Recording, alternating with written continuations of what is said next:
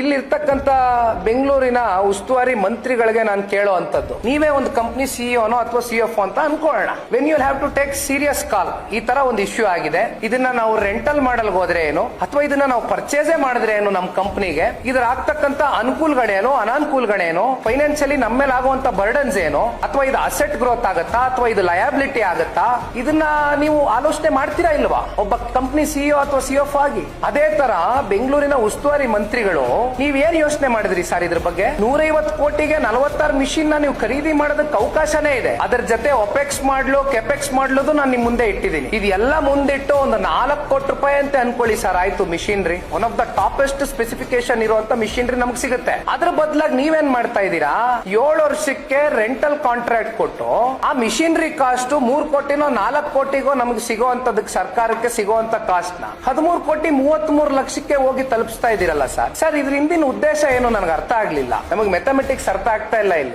ಯಾಕಂದ್ರೆ ನಮ್ ಕಣ್ ಮುಂದೆ ವೆರಿ ಕ್ಲಿಯರ್ ನನಗೆ ಹೇಳ್ದಂಗೆ 3 ಕೋಟಿಗೋ 4 ಕೋಟಿಗೋ ಮಿಷಿನರಿ ಸಿಗುತ್ತೆ ಅಂದ್ಮೇಲೆ ಮತ್ತೆ ಯಾಕೆ 13.25 ಕೋಟಿ ರೂಪಾಯಿ ಖರ್ಚು ಮಾಡಬೇಕು, ಯಾತಕ್ಕೋಸ್ಕರ ಕಾಂಟ್ರಾಕ್ಟ್ ಕೊಡಬೇಕು?